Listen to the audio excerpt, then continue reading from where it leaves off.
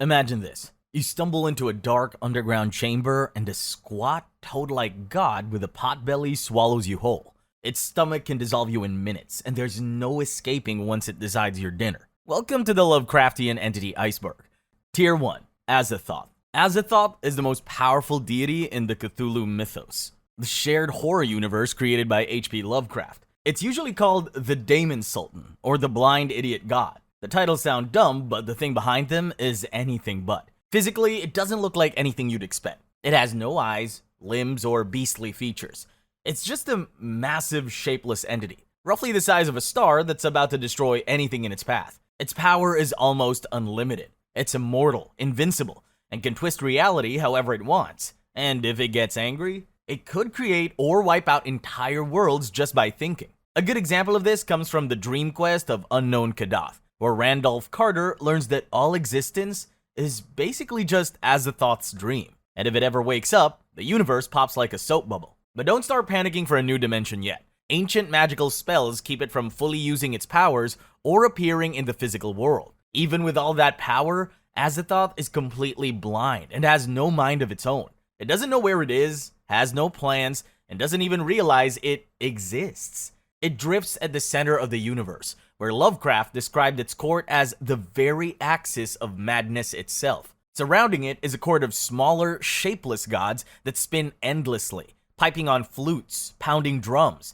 and dancing without rhythm. That chaos is what Azathoth feeds on. And because it can't manifest fully in our world, these lesser deities act as its messengers, carrying out whatever vague plans it might accidentally have. If Azathoth ever appeared physically, the universe would be over before we even knew what hit us. Later in Tier 2, you'll meet Nyarlathotep, the Lovecraftian god who does all of Azathoth's dirty work. Yog-Sothoth. Lovecraft once described Yog-Sothoth as a congeries of glowing spheres, which in plain English means a floating cluster of glowing balls in different sizes and colors. It's not the most intimidating visual at first, but don't be fooled. This thing is one of the outer gods, and its power is way beyond human understanding. Unlike other Lovecraftian creatures that prefer causing trouble or smashing things apart, Yog-Sothoth specializes in knowing past, present, future, and every point in between. It's often called the All-in-One and One-in-All, which makes sense because it's the living embodiment of time itself.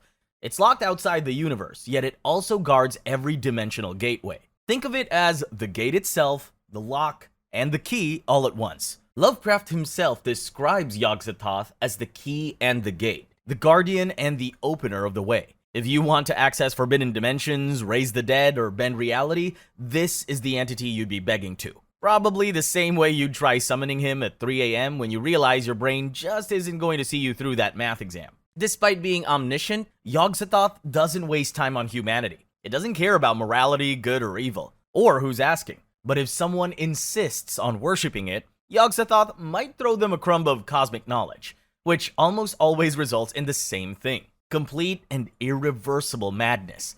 Human brains just aren't built for cosmic data dumps. Still, people never learn. In Lovecraft's story, The Dunwich Horror, a man named Whately summoned Yog-Sothoth to impregnate his own daughter.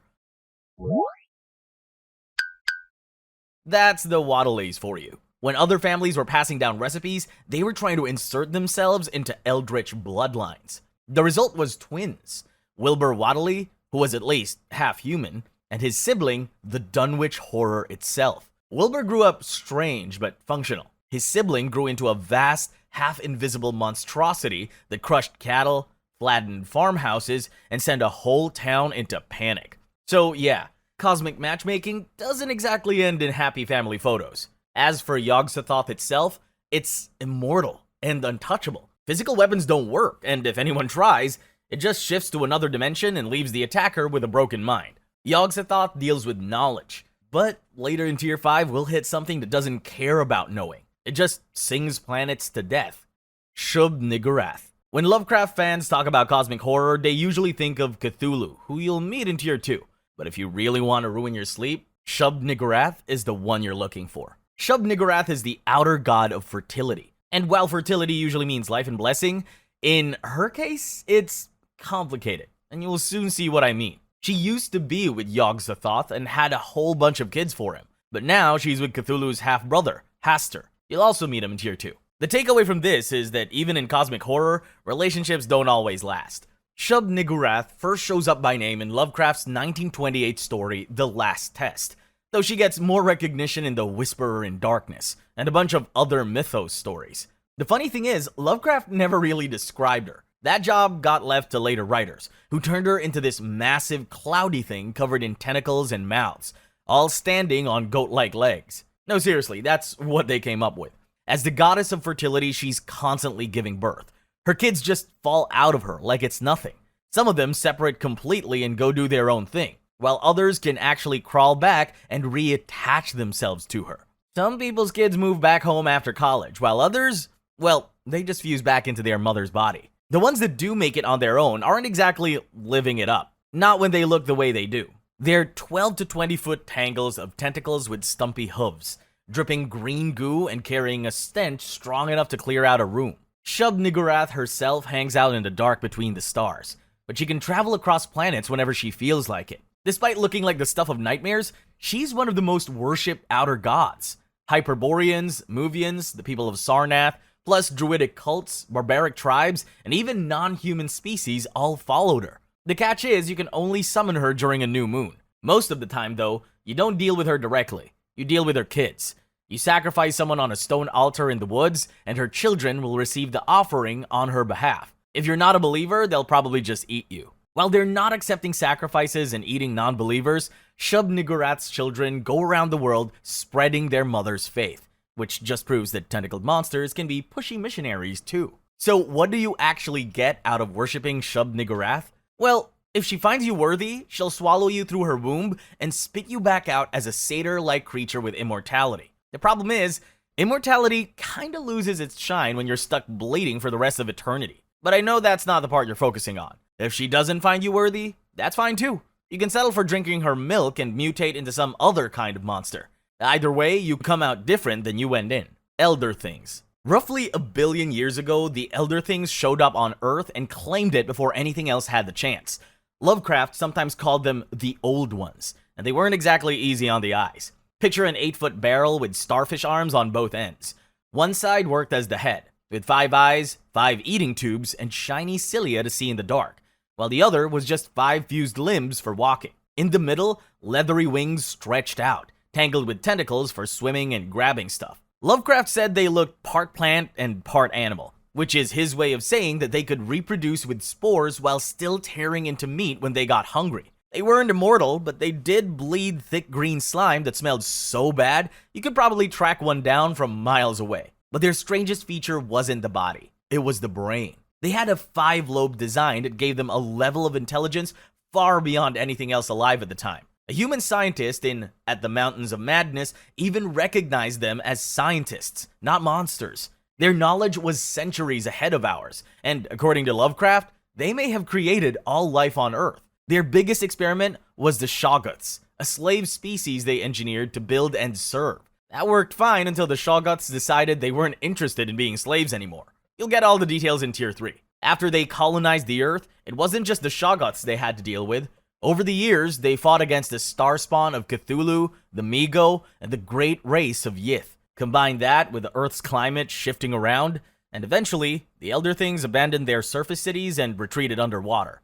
Nodens. Nodens, also called the Hunter or Lord of the Great Abyss, is one of the Elder Gods, and he has a fan club made up of Nightgaunts. They worship him, which makes sense since they do most of his dirty work anyway. He usually appears as an old man with long white hair and a beard, but don't let that frail wizard look fool you. He's actually freakishly strong, and instead of a horse or a dragon, his ride of choice is a giant seashell chariot pulled by strange sea beasts. Subtle isn't really his thing. He spends most of his time in the Dreamlands, tracking down monsters that don't belong there. Regular creatures don't interest him as much, so he prefers going after the tougher targets, like servants of the great old ones, or Nyarlathotep. Speaking of Nyarlathotep, the two can't stand each other. Whenever they cross paths, it usually turns into a cosmic showdown, complete with some weird Lovecraftian-style trash talk. Nodens is sometimes portrayed as benevolent, but he isn't exactly a hero. Sure, he's been known to step in and help humans here and there, but it's usually because it benefits him, not because he's out here trying to save the day. The real ace up Nodens' sleeve is his command of the Great Abyss, the Lovecraftian version of the underworld. With his Nightgaunts at his side, he spends a lot of time messing up the plans of the outer gods and their spawn. If the cosmic horrors were throwing a party, Nodens and his crew would be the ones who show up to shut the whole thing down. Even with all that power, Nodens isn't the boss of the Elder Gods. He's more like their heavy hitter, the ones they rely on when someone needs to be hunted down. Nodens hunts monsters across the Dreamlands, but down in Tier 5 you'll find a different kind of hunter. This one snacks on souls.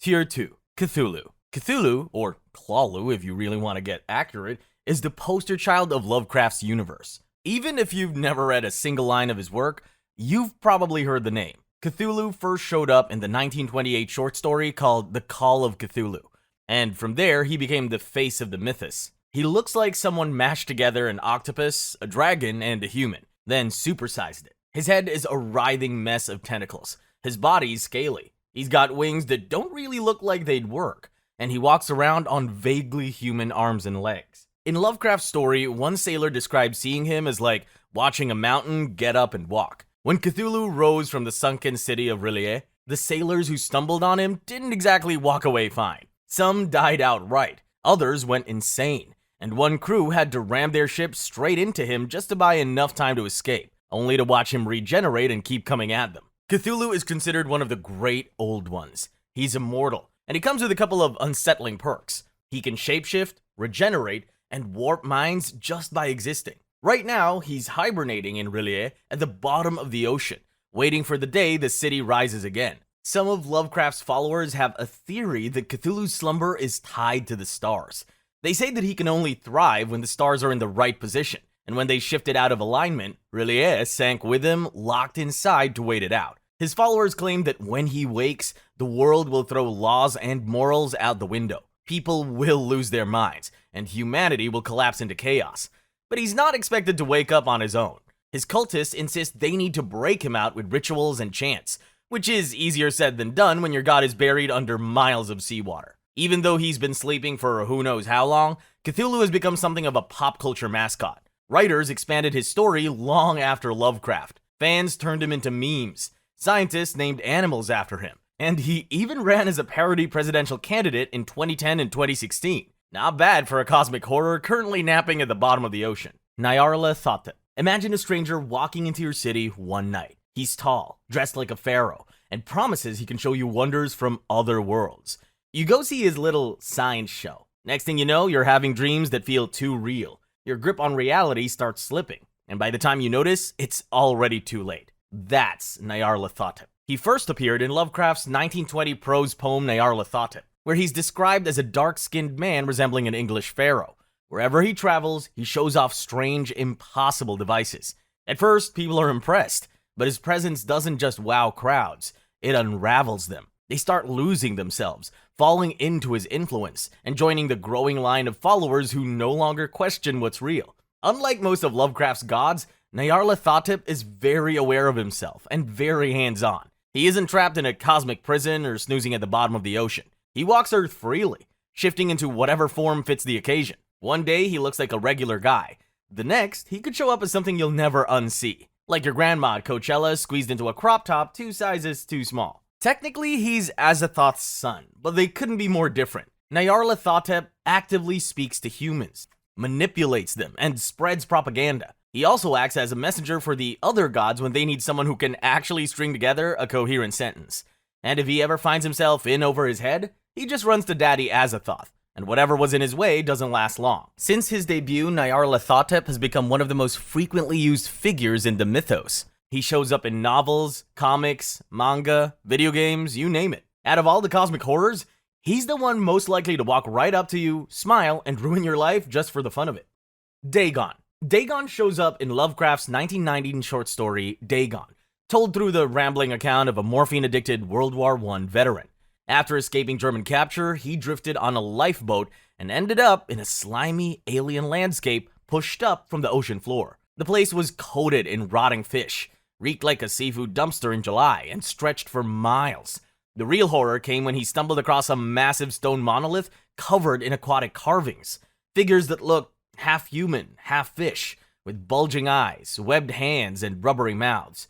And then Dagon himself showed up, a gigantic, scaly amphibian humanoid with gills and fins. On a scale of 1 to whale, he's massive, which might be why he's considered one of the great old ones rather than just another fishman. Dagon is usually tied to the Deep Ones, a race of immortal amphibious beings who live in cities at the bottom of the ocean. Sometimes they surface and approach human communities with gifts of gold and fish. The offer sounds great until you realize the price. The Deep Ones demand worship, and over time, the people who accept their gifts end up sacrificing loved ones in exchange for, well, an endless supply of gold and fish. The most famous group tied to Dagon is the Esoteric Order of Dagon from Lovecraft's The Shadow over Innsmouth. The cult is run by Deep Ones who want to build up their numbers and eventually reach R'lyeh to free Cthulhu.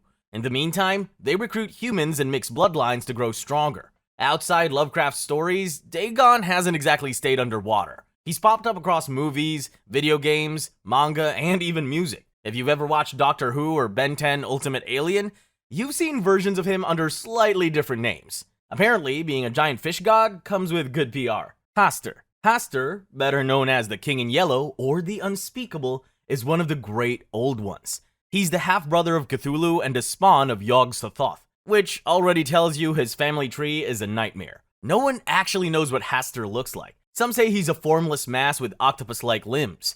Others picture him as a humanoid in a golden robe with tentacles spilling out underneath. The tentacle theme seems to run in the family, since his half-niece Cthylla has the same look going on. You'll hear all about her in Tier 3. Hastur first shows up in Ambrose Bierce's Haida the Shepherd as a god of shepherds who decided to flip sides and ruin everything. In that story, he tries to wipe out Midgard by possessing a magician named Grimnir, tricking orcs into fighting humans, and sneaking demons into the world to finish the job. Lovecraft later mentions him in The Whisperer of Darkness, which is what tied Hastur into the mythos. Over time, he picked up plenty of followers. The Brotherhood of the Yellow Sign worship him, and the Byakhee serve as his interstellar Uber service. So even though Hastur's true form stays a mystery, his influence shows up everywhere. Yig. Yig, also known as the Father of Serpents, is one of the great old ones. He first appeared in The Curse of Yig, and is usually described as a massive snake with arms like a man. In that story, a couple travels to Oklahoma to learn about this legendary snake deity, which of course turns out to be a bad idea. Yig is obsessively protective of his offspring, and since his children are literal snakes, harming them is the fastest way to get on his bad side. The wife made that mistake when she came across a nest of baby rattlesnakes near their camp. Because her husband was terrified of snakes, she shot them with a rifle, unknowingly putting the family on Yig's hit list. Her husband knew how dangerous that was and tried rituals to keep Yig away, but she just brushed them aside. That autumn, Yig woke up angry. First, he sent snakes to kill their dog. Then he messed with the wife's head, making her think her husband was Yig himself. She panicked and killed him with an axe, but it still wasn't over. She ended up in an asylum, where she died after giving birth to 4 snake-like creatures. According to the legends, Yig once ruled the Crimson Cavern of Yoth beneath the underground land of Kinyan, along with his mate, Quatliqua. The Serpent Men worshipped the pair, until they switched sides to follow Tsathoggua, a toad-like god you'll meet in Tier 4. Yig didn't take that betrayal lightly. Instead, he got even by placing a curse on them. If you're going to double-cross a god, maybe don't pick the one that's part snake. Now that he's been betrayed by his followers, Yig has found something else to keep himself busy. Every autumn, he wakes from his slumber, goes on a feeding binge, and then personally hunts down anyone who has harmed his children. Instead of killing them, he either transforms them into serpents or sends snakes to finish them off in their sleep. Tier 3. Shoggoths. Picture this. A massive amoeba made out of black slime with eyes scattered all over its surface. That's a Shoggoth. They are jelly-like creatures with no fixed shape, but they can form limbs, organs, or anything else they need. That'd come in handy for us, but people ask for a hand and usually get a lecture instead. Shoggoths can grow up to 15 feet across, and even bigger if they stretch into a spherical form. For blobs of slime, they're surprisingly smart. They use their size and strength to solve problems like flattening giant albino penguins just by rolling over them. If you ever spot a slimy, eye-covered blob coming at you, moving aside is probably your best bet. When they're not facing off against giant penguins, Shoggoths have been known to kill by enveloping their victims and using a suction force strong enough to decapitate them. Remember how I said Shoggoths are smart? Well, they weren't meant to be. The Elder Things created them as servants for underwater construction. Their shape-shifting made them perfect for building, but they were supposed to be mindless. They could understand the Elder Thing's language, and they were controlled by hypnotic commands. After countless years of servitude, the Shoggoths started changing. They slowly gained awareness and developed minds of their own. Eventually, they rebelled. The Elder Things managed to contain them for a while, but by then, they had become indispensable. The Elder Things depended on them so much that they couldn't destroy or replace them. In the end, the Shoggoths took their freedom by force. They killed the Elder Things, claimed their cities, and learned to survive on land. Cthulhi. The Cthulhi, also called the Star Spawn of Cthulhu or Shothians, are the kids of Cthulhu, and they look a lot like him, just smaller. They're octopus-shaped land dwellers, and a lot of people like to think of them as his pre-human spawn, which is a fancy way of saying they were here long before we showed up. Their bodies are made of weird matter you won't find anywhere else in the universe.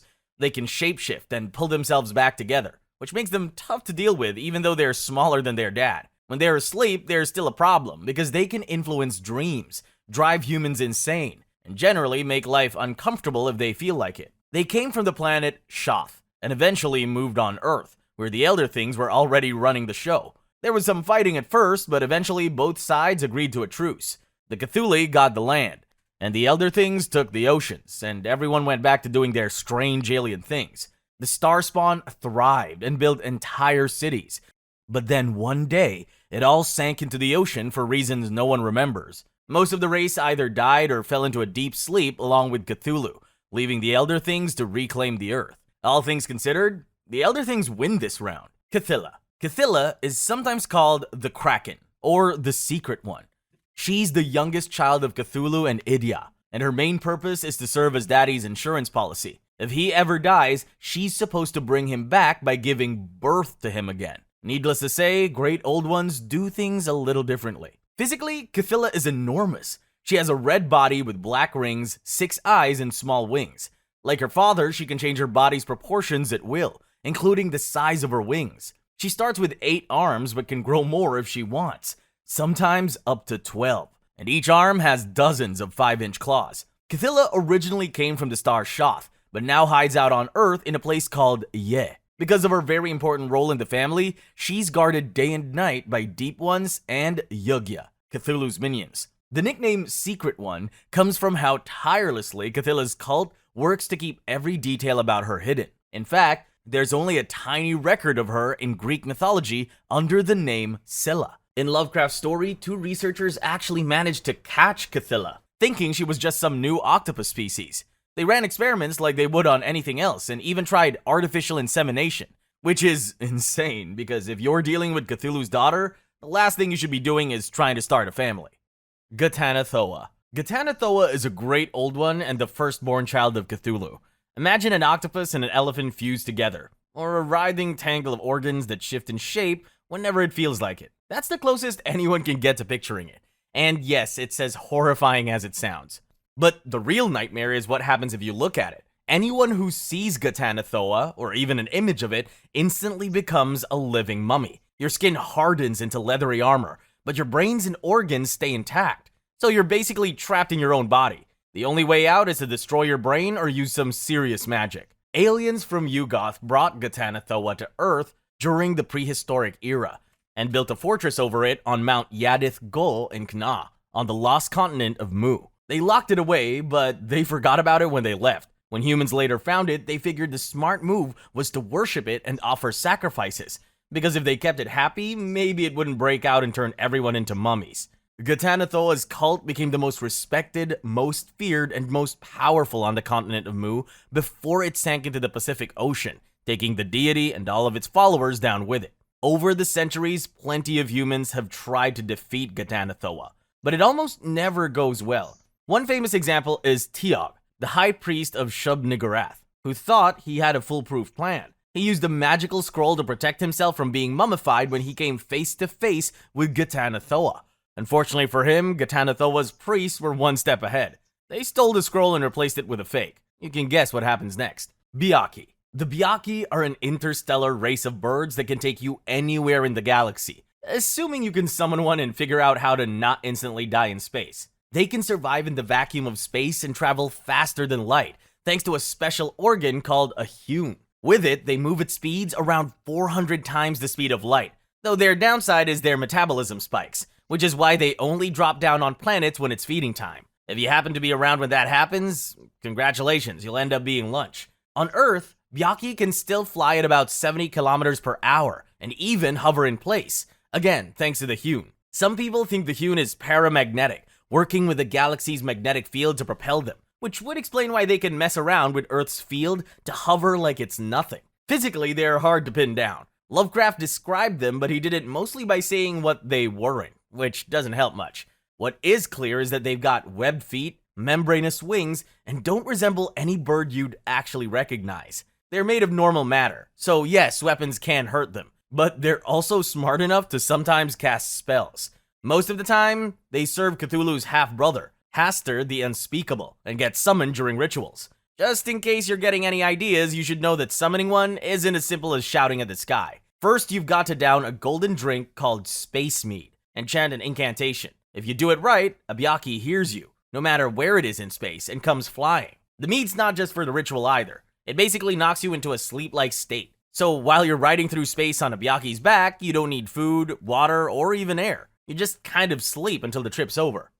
Tier 4. Mi-Go. The Mi-Go are an extraterrestrial race that looks like someone tried to mix fungus and crustaceans into a single organism and failed spectacularly. They are roughly 5 feet long, pink, with multiple appendages and bat-like wings that don't work well on Earth, but are perfect for flying through the ether of outer space. Their curved heads are ringed with fleshy antennae that seem to wiggle with a mind of its own. According to Lovecraft, the Mi-Go can put themselves into suspended animation. They'll then stay frozen until sunlight or another heat source wakes them up. They communicate using the colors on their heads, though no camera has ever managed to capture them properly. For a fungus crustacean hybrid, the Mi-Go are ridiculously resilient. Remove over half their body mass and they survive without any issues. Reduce them to just 12% of that body mass and they still live, though with limited abilities. These guys definitely give starfish a run for their money. Humans don't interest them socially, but they are scientists, and apparently we make perfect test subjects. The Mi-Go have a device called the Brain Cylinder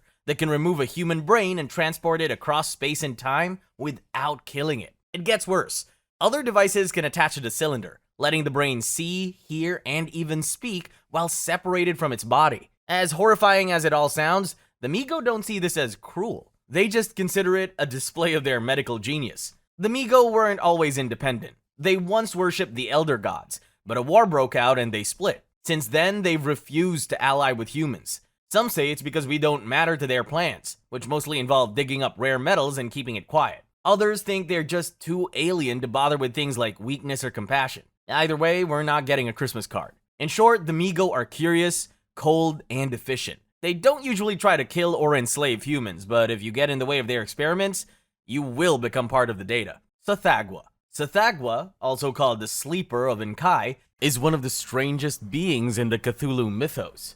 While most of the old ones are powerful, mysterious, and terrifying, he's mostly lazy. He's described as a squat, pot-bellied creature with a toad-like head and short fur that makes him look part bat and part sloth. True to his look, Tsathoggua spends most of his time sleeping. He rarely leaves his chambers and doesn't like being disturbed. Anyone who wakes him up usually ends up as his next meal, unless they brought a sacrifice for him to snack on instead. Once he's done eating, he curls right back up and goes back to sleep. He's not really one for conversation or hospitality, but his worshippers still think it's worth the risk. That's because even though he's a cosmic couch potato, Tsathoggua is still dangerous. He can shapeshift into whatever form suits his environment, and he can communicate with humans, though no one knows if he speaks out loud or just projects into your head. Those who manage to serve him properly sometimes gets gifts and forbidden knowledge in return. Tsathoggua originally lived with his parents on Yog-Sothoth, before moving to Saturn and eventually traveling to Earth. He settled first in the underground realm of Enkai,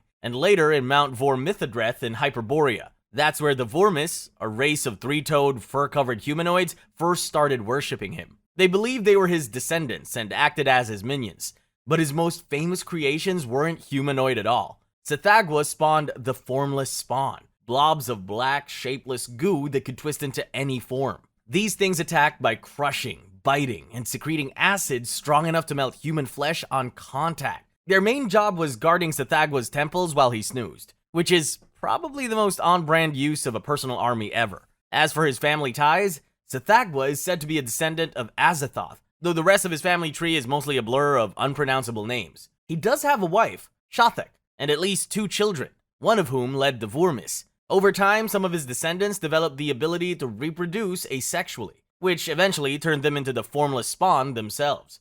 Bokrug. Bokrug, the great water lizard, is a massive semi-amphibian god who lives in a quiet lake between the cities of Ib and Sarnath in the land of Nar. He ruled over the semi-amphibian Thumha, who were citizens of Ib, and they worshipped him faithfully, until humans from Sarnath decided to invade Ib, slaughter as many Thumha as they could, and steal Bokrug's idol. That was a really bad idea. Once the idol was taken, the lake started acting weird, and anyone paying attention could see something was coming. Still, the people carried on like everything was fine. They even began celebrating the destruction of Ib every year. 1,000 years later, Sarnath had become a city of high towers, gardens, and all the signs of civilization at its peak. When the annual celebration of Ib's destruction rolled around again, Bokrug finally rose from his lake, and the city didn't stand a chance.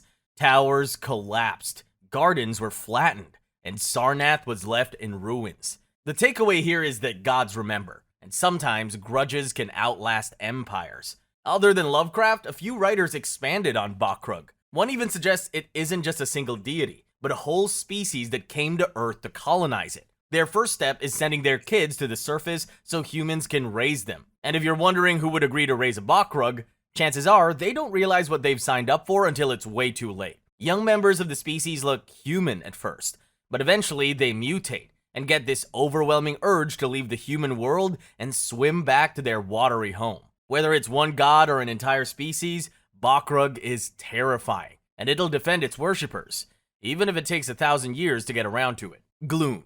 Gloon is a great old one, also called the Corrupter of Flesh or the Master of the Temple. In Lovecraft's short story titled The Temple, it's described as a bloated, leathery slug with skin hanging in great flaps. But appearances can be deceiving. Even though it doesn't look like much, Gloon is smart enough to disguise itself as little statues of Dionysius, the Greek god. If you touch one of its statues, you start having dreams about a ruined city under the sea. Those dreams get stuck in your head, and soon you feel like you have to find that city. This compulsion is so strong that some people don't mind drowning in the process. In one story, a World War German submarine crew found a carved ivory statue of Gloon on a dead man. One officer kept it, and then strange things started happening. The dead man swam away instead of sinking, which isn't exactly how things are meant to work. Fatigue and nightmares spread across the crew, and the sub got pulled off course by a strange current. Most of the sailors lost their minds, but Lieutenant Commander Altberg stubbornly clung to the statue. Eventually, the submarine sank, and Altberg found himself on the ocean floor, right where Gloon rules in the ruins of a sunken city. Nightgaunts. Imagine wandering through a foggy alley at night with the moon barely lighting the twisted shapes of rocks around you. You hear nothing at first, and only notice the crunch of your own footsteps. Then, out of the corner of your eye, something black and sleek moves between the shadows and the air itself. Before you can react, it's gone, but you can feel it crawling over your skin without being seen. That is when you realize you're not alone. Nightgaunts are a race of flying creatures who debuted in Lovecraft's novella, The Dream Quest of Unknown Kadath. They are black, slender humanoids that have tough, leathery skin, curved horns, large bat-like wings, and a whip-like tail. The creepiest part is their face, and that's mostly because, well, they don't have one. They don't have eyes, a nose, or a mouth. It's just smooth, empty skin. Nightgaunts are mostly silent and can move through different dimensions pretty easily. They slip in and out of the physical world and the dreamland so smoothly, the humans don't even notice until it's way too late. If they grab you, you end up in some unknown corner of the dreamlands, and let's just say you don't come back. In the dreamlands, Nightgaunts act as guardians of Mount Gnoph-Keh.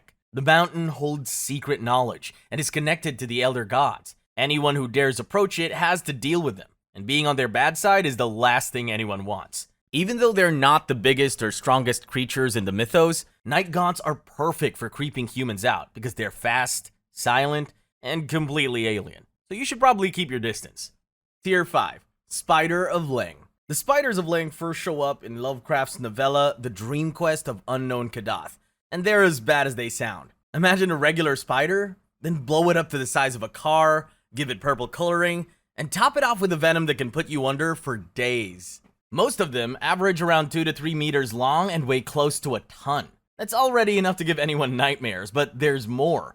They never really stop growing. Some have been said to reach 6 meters, and the unlucky few who live long enough can stretch up to 12. Try explaining that to animal control. The bad news is, size is only part of the nightmare. These spiders are smart enough to design complex webs specifically made for trapping prey. And if the web doesn't do the trick, their venom does. A bite from one of these things doesn't kill right away. Instead, it makes the victim feel groggy. If the venom fully kicks in, you fall into a deep, unnatural sleep, where your body slows down to the bare minimum. That's when the spider drags you off and starts eating. The spiders of Leng aren't bound to one world. They're one of the few creatures in the waking world that can travel into the dreamlands while asleep. In fact, they were the first species to figure out that dreaming could sharpen intelligence, which explains why they aren't just oversized beasts. Long ago, they ruled the entire plateau of Leng until the men of Leng fought back and forced them into the southern mountains and valleys.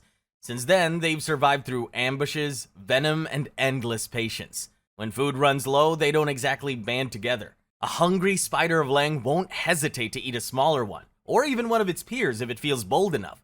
So whether in the dreamlands or the waking world, the rule is simple. Trusting a spider is always a mistake, and trusting one the size of a house is a death wish. Gnoph-Keh. The Gnoph-Keh are cold-loving creatures that hang out mainly in Greenland and the Antarctic Circle. They look kind of like polar bears, but with 6 legs and a single horn. They can walk on 2, 4, or all 6 legs, but they prefer all 6 when moving fast. When it comes to fighting, they stand on their hind legs and use the rest like natural weapons. Gnoph-Keh have more going on than raw strength. Each one can drop temperatures and whip up a blizzard with a 20-foot radius.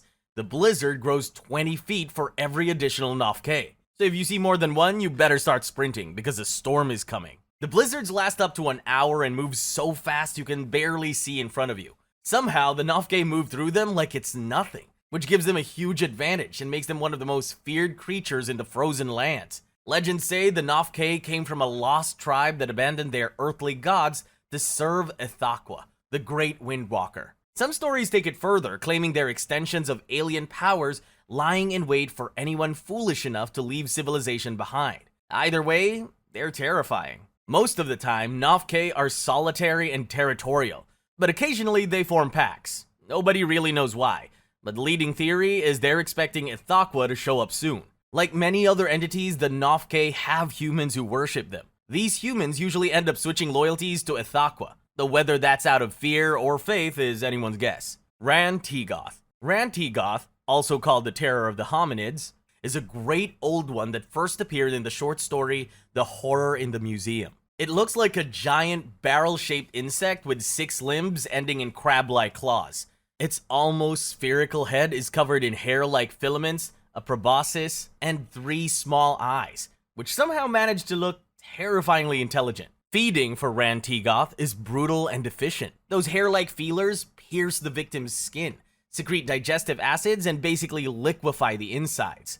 Then it slurps the goo up while leaving the rest of the body crushed and unrecognizable. You definitely don't want to have this guy over for dinner. Rhan-Tegoth came to Earth from space during the Pliocene epoch, long before humans were around to mess things up. It settled in what's now Alaska, and for a while even battled Rilm Shalekorth and Afum-Za over control of the planet. And Rhan-Tegoth accepted defeat, then went into a deep sleep for 3 million years, perched on its ivory throne. Yeah, that sounds perfectly reasonable. A few million years in Rhan-Tegoth's nap, along came George Rogers, a man whose curiosity, or terrible decision-making, led him straight into trouble. Using instructions from the Narcotic manuscripts, he found Rhan-Tegoth and decided the obvious next step was to move it into a crate and take it to his museum. Now, why does that sound familiar? Once it was in the museum, Rhan-Tegoth started manipulating George from its sleep. He went mad trying to make sacrifices to it. Orabona, his manservant, protested, but George ignored him. Soon, he moved from sacrificing small islands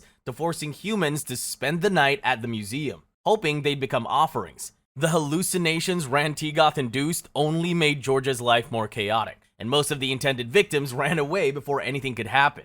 Eventually, Stephen Jones, a friend of George's, began to suspect that he had lost his mind. George planned to add Jones to the sacrifice list, but Orabona intervened and became the victim instead. After that, Rhan-Tegoth went back to hiding. leaving the humans to stew in their own foolishness.